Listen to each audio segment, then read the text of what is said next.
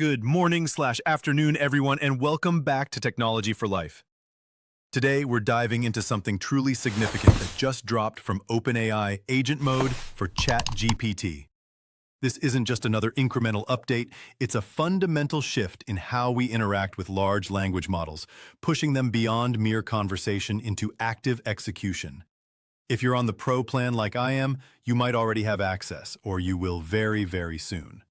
In this video, I'm going to break down exactly what Agent Mode is, how you can expect to access it based on your current subscription, and critically, what you absolutely need to know about the real-world security risks before you start handing over your sensitive data to these new capabilities. As someone who spent over 4 decades navigating the complexities of IT systems and data integrity, I can tell you this isn't just about convenience, it's about responsibility.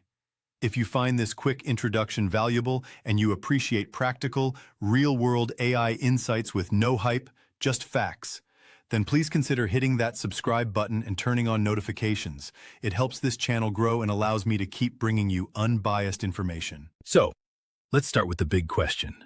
What exactly is Agent Mode? Historically, tools like ChatGPT have been phenomenal conversationalists. You ask a question, it gives you an answer. You provide a prompt, it generates text. But that's largely been a reactive process, a back-and-forth dialogue. Agent Mode changes the game entirely. Think of it as OpenAI giving ChatGPT the ability to develop and execute its own mini-applications, or agents, that can actually perform real tasks for you, beyond just generating text. This isn't just theory. We're talking about tangible actions. This could mean sophisticated data retrieval by searching through your emails for specific information, automatically updating complex spreadsheets based on new inputs, or even automating multi-step parts of your existing business workflows, like drafting and sending routine reports, scheduling follow-ups, or integrating disparate cloud services. Essentially, Agent Mode transforms ChatGPT from a highly intelligent chatbot into your custom programmable digital assistant. It's designed to handle multi-step automations that you define, often without requiring a single line of traditional code. This is the promise of truly accessible automation, where complex sequences of actions can be strung together simply by describing them to the AI. It sounds almost too good to be true, and in some ways, it is. But we'll get to the nuances and potential pitfalls shortly. The key takeaway here is, ChatGPT is no longer just talking, it's doing. Now, the immediate question for many of you will be, do I have access and how do I find it? OpenAI, true to form, is rolling this out in phases, and understanding these phases is crucial for managing your expectations. As of today, and this is important because these things can change rapidly, Pro Plan users. If you're subscribed to the ChatGPT Pro Plan, which costs $200 per month, you should either have immediate access or it will appear in your account within the next few hours. This tier is clearly OpenAI's priority for new feature rollouts, offering the earliest and most robust access. Plus and Team Plans. These tiers are next in line. You should anticipate seeing Agent Mode appear in your accounts over the next few days. It's not immediate, but it's coming very soon. Free users. For those on the free tier of ChatGPT, I have to deliver the blunt truth. There is no access to Agent Mode, and unfortunately, there's no announced date for when or even if that might change. This is a premium feature, and OpenAI is clearly leveraging it to drive subscriptions to their paid offerings. Enterprise and education plans. For larger organizations and educational institutions, support for Agent Mode is expected later this summer. This makes sense as these deployments often require more robust security and integration protocols. So how do you actually find it? If you're on a qualifying plan, simply log into your ChatGPT account. Look for a new Agents tab or icon within the ChatGPT sidebar, typically on the left-hand navigation pane. From there, You'll be guided through the process of building, running, and managing your custom agents. I'll include a quick visual demo in just a moment to show you exactly what to look for and how to get started. Before we get too excited about agent mode, it's critical to set expectations on the limits and restrictions.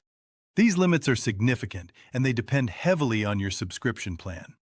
This is definitely not a one-size-fits-all feature. Pro plan. Pro subscribers get the most generous quotas, meaning higher monthly allowances for running agents and automations. If you plan to build out more demanding workflows, the Pro plan is the only realistic tier for consistent business-grade use. Still, there are caps in place, and details like concurrency or data volumes are set by OpenAI and may change at any time. Plus plan and team plan. You do get agent mode, but with much tighter usage limits.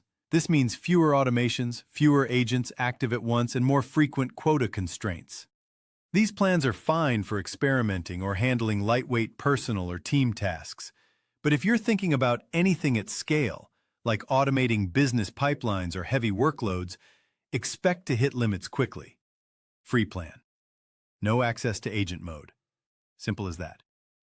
One critical note: the exact limits, things like number of runs, amount of data, and which integrations are available, can and will change as OpenAI tunes the platform. They routinely adjust quotas, sometimes without much notice, as they monitor how people use agent mode. So always check the official documentation or your ChatGPT dashboard for current limits, especially before building anything critical. And a final word on restrictions.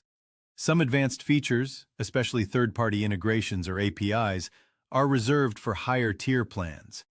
If your use case depends on a specific service, verify upfront that your plan supports it.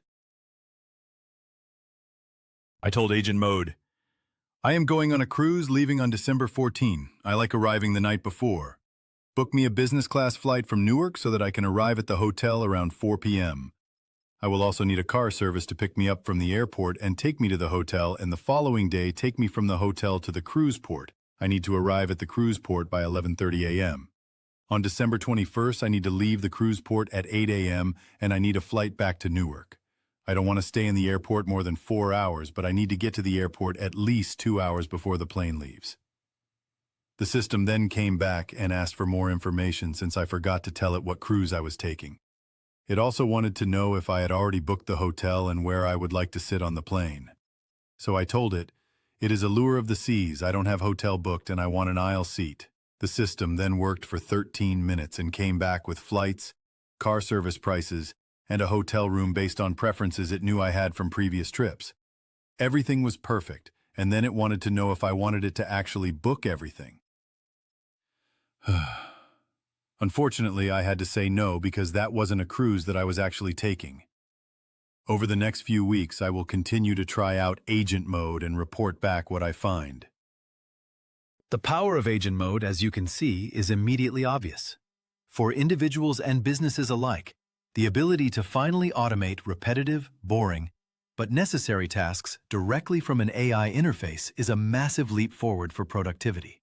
Imagine offloading those mundane data entry tasks, the routine report compilations, or even the initial stages of market research. This truly has the potential to free up significant time for more strategic, creative, and human-centric work.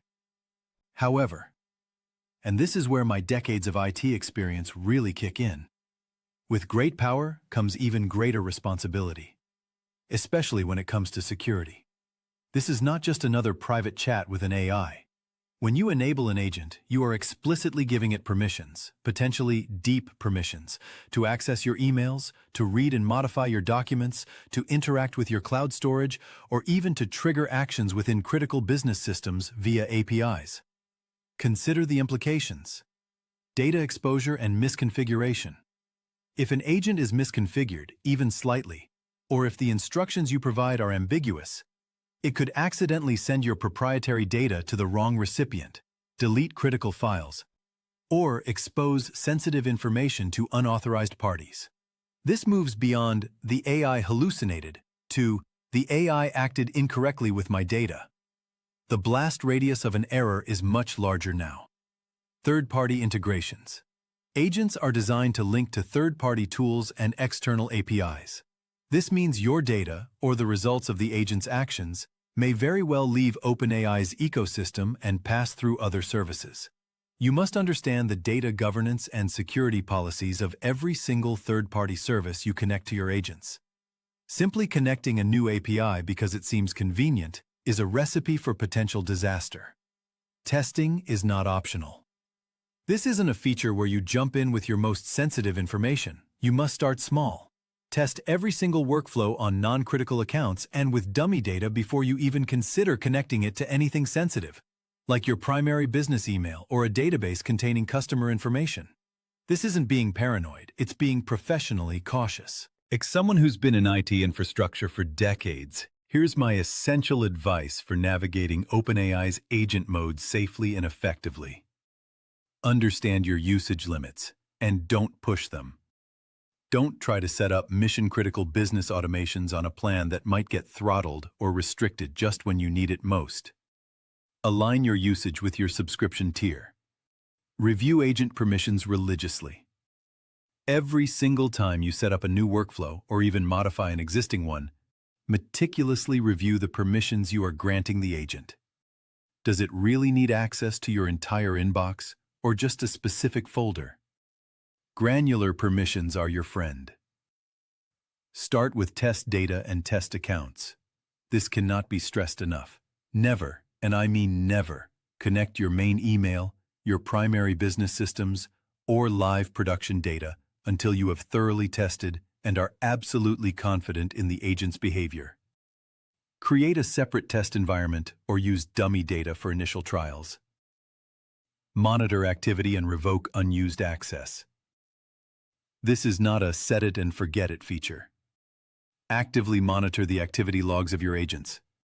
If an agent is no longer needed, or if a particular integration is no longer active, revoke its access immediately. Unused permissions are a security vulnerability waiting to be exploited. Bottom line: OpenAI's agent mode is without a doubt a big leap forward for AI productivity. It represents a significant step towards truly intelligent automation, but like any powerful tool, its effectiveness and safety depend entirely on how you, the user, wield it. Use it with your eyes wide open, with a healthy dose of professional skepticism, and with an unwavering commitment to data security and privacy. If you found this helpful, or if you've already started experimenting with agent mode, I'd love to hear your thoughts and experiences. Drop a comment below. And if you want more insights like this, deep dives, not just news flashes, then make sure you're subscribed to Technology for Life. Thanks for watching, and I'll see you in the next video.